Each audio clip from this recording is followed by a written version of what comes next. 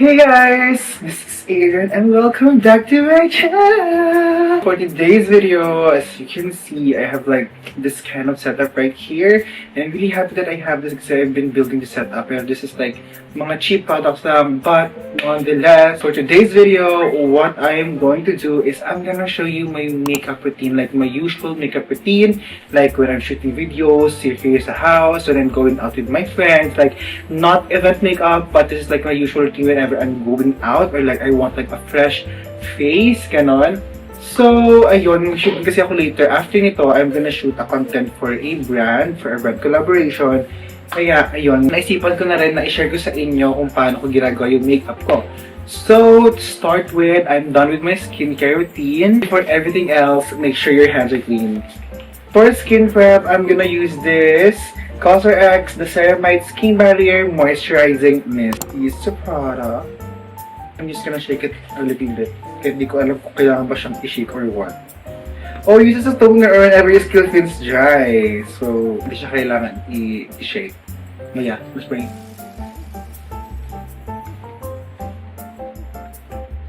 And while that's like setting in sa face, I like putting petroleum jelly sa aking lips as a lip balm. Of course, we need to clean our hands again kasi petroleum jelly siya. Now we're gonna move to our base. So what I actually use is these Dazzle-Me Cover and Correct Skin Tint. These are acne armor, so if you have acne prone skin, this is good for you. So this is the product, guys. My shade is actually medium almond. I'm just putting it here sa back of my hands, like very small lang. I put it in my face na. Like, kinagito siya. Wala pa kasi ako spatula, guys. So, bala ko rin bumili ng ganun. Yung para kung may paint kineme, doon ako maghahalo ng kineme-keme. Kaya. So, since wala pang ganyan, ito mo na ganyan ko, my fingers. So, spread it evenly sa face. Para bang moisturizer lang yung gamit mo. Like, tinted moisturizer. Para mas seamless yung pag-blend later. Ganun yung naisip ko. And I don't forget my neck. I always put on my neck din talaga. Or not so much. It's time to blend it. I use this sponge from Ecushion. And I spray like clean water, like 5. And then, kinukuha ko yung tira sa back of my hand. And then, ni-start ko nang i-blend yung nasa face ko. Ayun.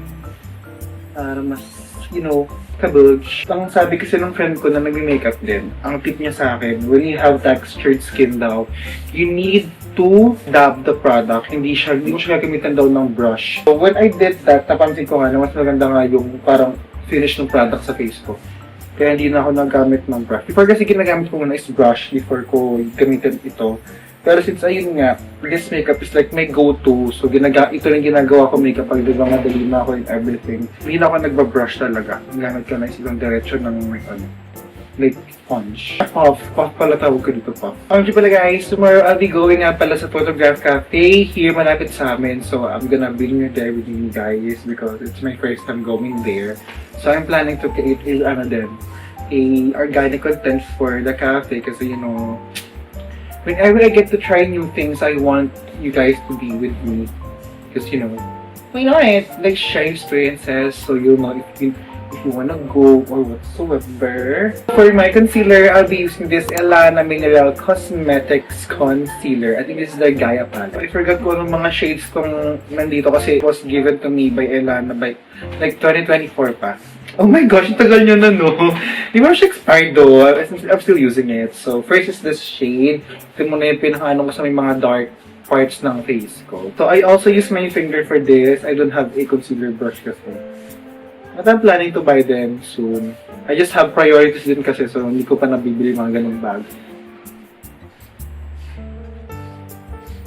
And then, I'll be using this shade to cover everything again. But, I'm gonna be using this dun sa may mga yung mga fine line skin. Yung mga usually lalagyan ng concealer.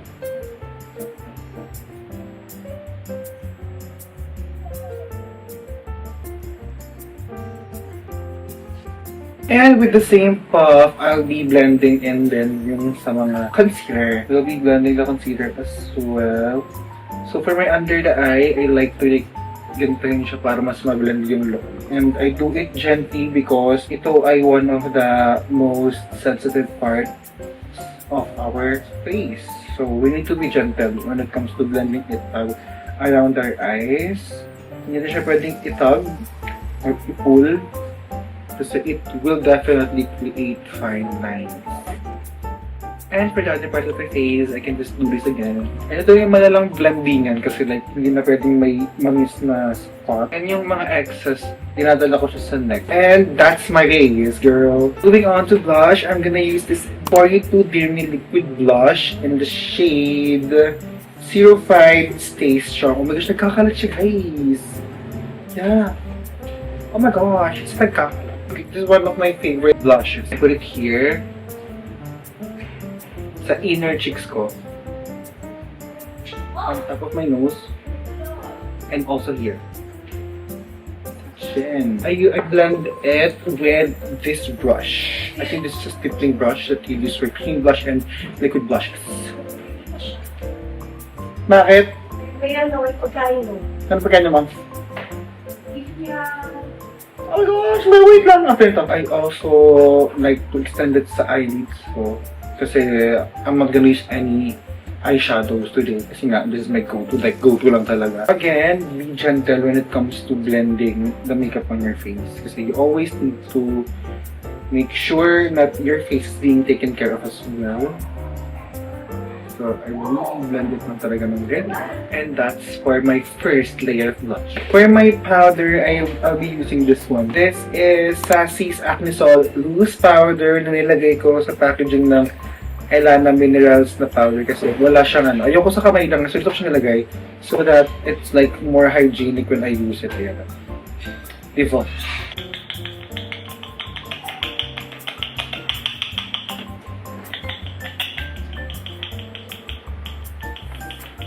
I have the powder na here. I apply it with this powder blush brush, but I use it as a powder brush because why not? It's be resourceful, girl. I just dab it onto my face.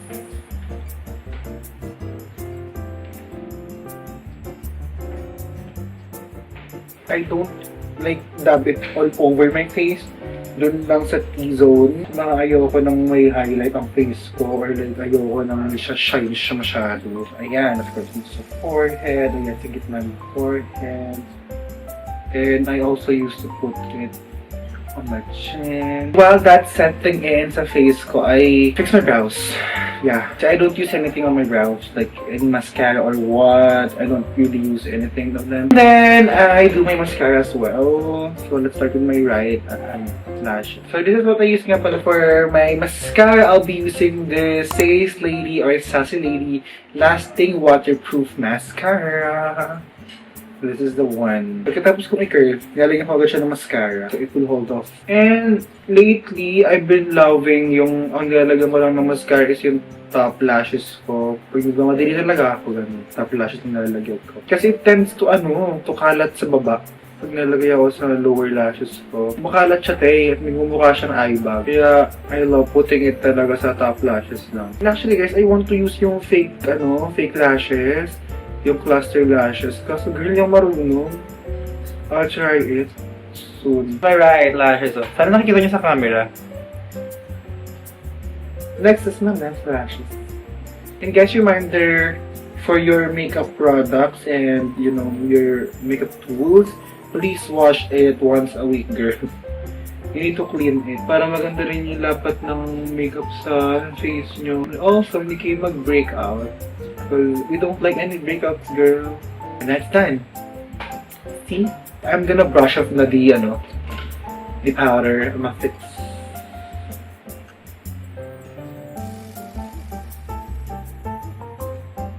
And I also want to put sa ibang parts ng face ko as well. And since I love blushes, we're gonna put another blush on top. So we're gonna use this Easy Cream Cheek Blush. This is the one. Yan. And also these For You To Flower Blush. Ayan. So So this one is in the shade Bang Radiant Soft Rose, and this is in the shade 08 Days. So what I do is ito muna. Yung easy mo na kasi cream blush siya. So ito lang ginagamit talaga blush brush. On top lang kung saan ako naglagay ng blush kanina, kung saan ko siya i-spread, doon lang din. Then the powder blush.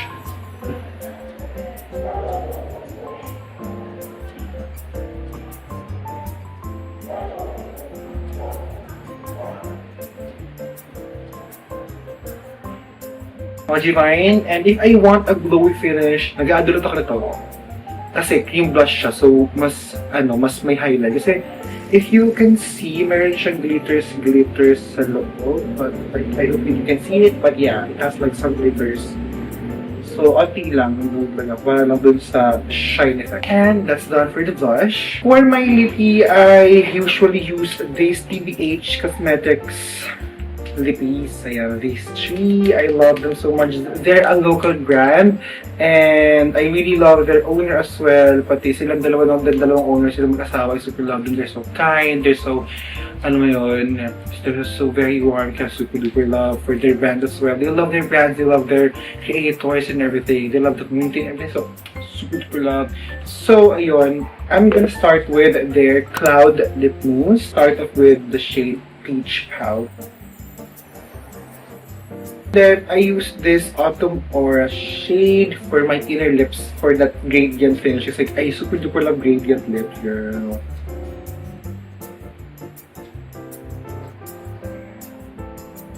Diba? On top of those two, I use this Peptide Serum Lip Gloss in the shade Macchiato Glow. That's the whole look. So, ayan na siya. But of course, we're not gonna go without setting the face. For my setting spray, I use this RSP Mist, the setting spray. It is Refresh, Set, and Protect. 3-in-1 setting mist with SPF 15. So, ito lang ang setting spray ko dito. So, I'm good naman with this as well. Ganda lang yung effect niya sa akin. It's very glowy. But I plan to try other like setting sprays next time. Like, so Get Ready With Me, Get Ready With Me and also Coloret. I'm trying to I want to try their products as well.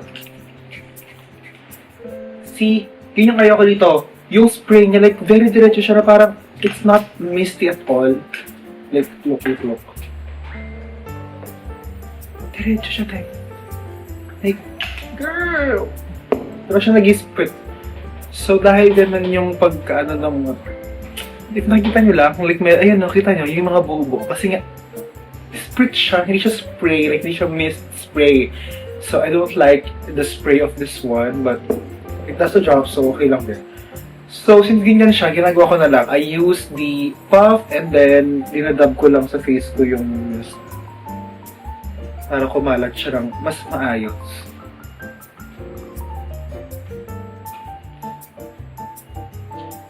Wear test of this setting spray, hindi ko rin bet kasi nagta-transfer siya.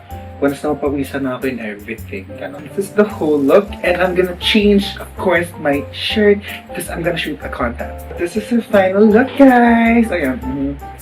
Mabisa rin ako for my shoot later after this video. So, with that, thank you so much kasi pinunod nyo to. And we're gonna unbox this PR package from Hello Glow! This is from Everbelen na.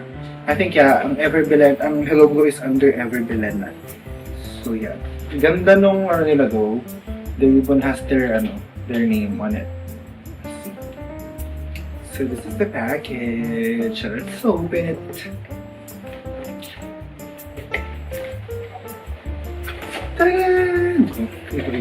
What we have here is my acne defense system.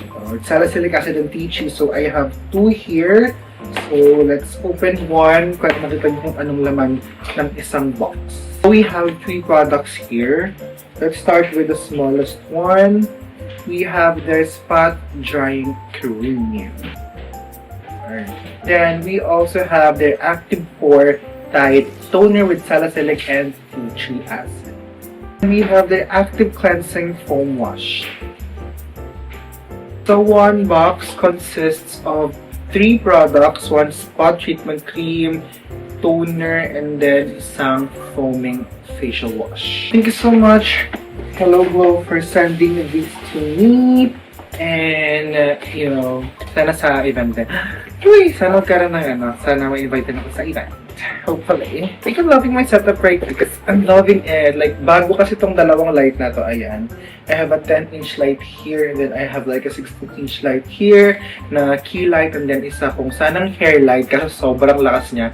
And when I'm gonna use hair light, dapat nandun siya sa side na to kasi dito yung hair light. Pero yan, sabi lang ng friend ko, ipabawas ko na lang daw sa wall kasi malakas naman yung kanyang ilaw. Let's try nga, hinaan. Pwede siyang hindi mahina eh. Diba? Ang pangit. That's why I open it like that.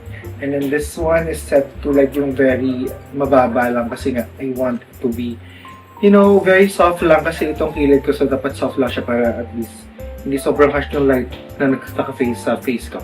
So, ayun lang guys for this Get Ready With Me. And I'll see you tomorrow when I go to church and when I meet up with my friends sa Photograph Cafe. On the way sa club.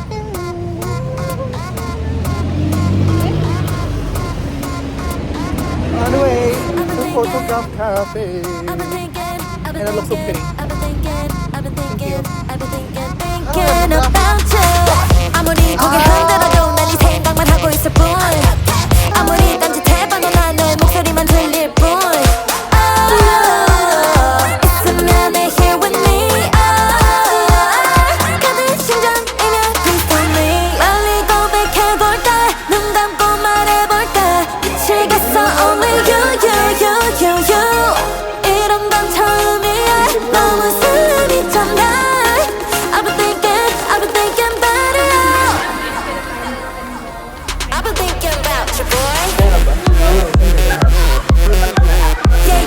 All I think about is you, boy. All I think about is you, yeah. All I think about is you, boy. All I think about is you. 내 말하는 사람 손들어 하여 우리 눈엔 완벽한 lover. 내 맘하는 사람 손들어 하여 우리 눈엔 완벽한 lover. 다가가도 괜찮겠지? 다른 애들보다 내가 훨씬 단단하게 걸어가면 다들 속작 My confidence is shooting through the roof. 아무리 고개 흔